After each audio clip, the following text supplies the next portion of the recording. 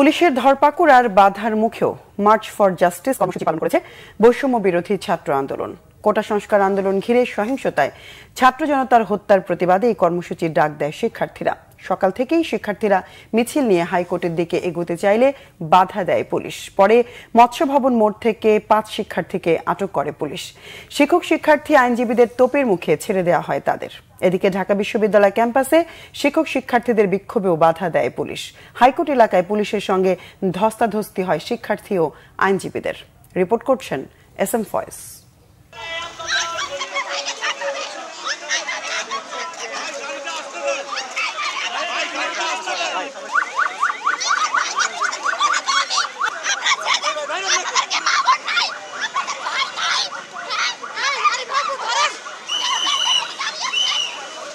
কোটা সংস্কার আন্দোলনের কেন্দ্রীয় সমন্বয়কদের মুক্তি, শিক্ষার্থীদের হত্যা ও গণগ্রেফতারের শিকার শিক্ষার্থীদের মুক্তি সহ 9 দফা বাস্তবায়নে মার্চ ফর জাস্টিস কর্মসূচি পালনে হাইকোর্টের সামনে জড়ো হয় আন্দোলনকারীরা। কর্মসূচিতে বাধা দেয় পুলিশ। আটক করা হয় 5 জনকে।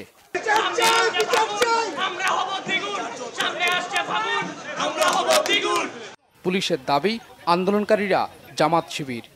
ওরা শিবিরের পোলা বানানি এখানে আমি জানি ওরা শিবির। স্টুডেন্ট মানে কি শিবির? হ্যাঁ, ওরা জামাত শিবির। জামাত স্টুডেন্ট মানে কি জামাত শিবির? না, স্টুডেন্ট মানে জামাত শিবির কেন? But don't I am not decide talk to you at this moment. Please আপনি আমাদের মিডিয়া যান, যদি এই বিষয়ে কথা বলেন মিডিয়া যান। তাহলে আপনি কিভাবে নিশ্চিত শিবির বললেন? হ্যাঁ, শিবির ওদের কথাবার্তা এডিসিউড আমি বুঝেছি শিবির। ওদের পাকিস্তানি মনোভাব, এই কারণে বললাম। পুলিশের বাধার মুখেও নানা স্লোগান দেয় শিক্ষার্থীরা।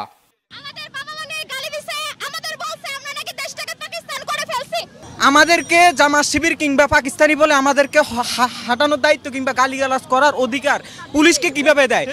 অনৈতিক, অমানবিক আইন ছাড়া কিছু না। এগুলা পশুর মতো আচরণ ছাড়া আমরা আর কিছু বলবো না। মানুষ হয় মানুষকে কিভাবে মারে, হত্যা করে, ভাই বোনদের মারে। আমরা এখানে ছিলাম, আমাদের বলছে আমরা নাকি পাকিস্তান, আমাদেরকে পাকিস্তান পাঠিয়ে দিবে।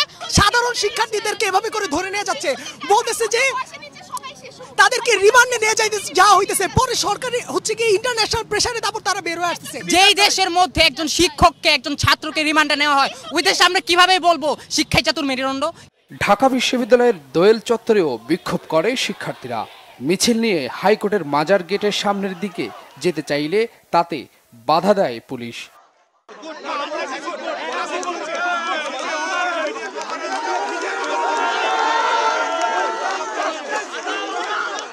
আমরা জাস্টিস চাই।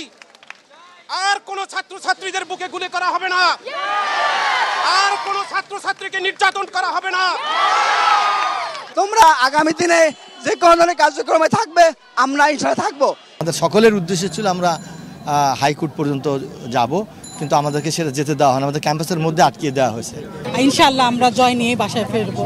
এদিকে পুরান ঢাকার জজকোর্ট এলাকায়ও বিপুল সংখ্যক পুলিশ মোতায়েন করা হয়। বুধবার দুপুর 1টার দিকে সিএমএম কোর্ট প্রাঙ্গণ থেকে মিছিল বের করে শিক্ষার্থী ও আইনজীবীরা।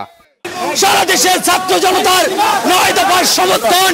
আমরা আজকে আইনজীবী সমাজ ছাত্রদের সাথে একতা ঘোষণা করছি। মিছিলটি বিভিন্ন সড়ক প্রদক্ষিণ করে প্রথমে ঢাকা বারের সামনে অবস্থান নেয়, পরে জজকোর্টের সামনে অবস্থান নেয়। SM Foyez, Bangla Vision, Dhaka.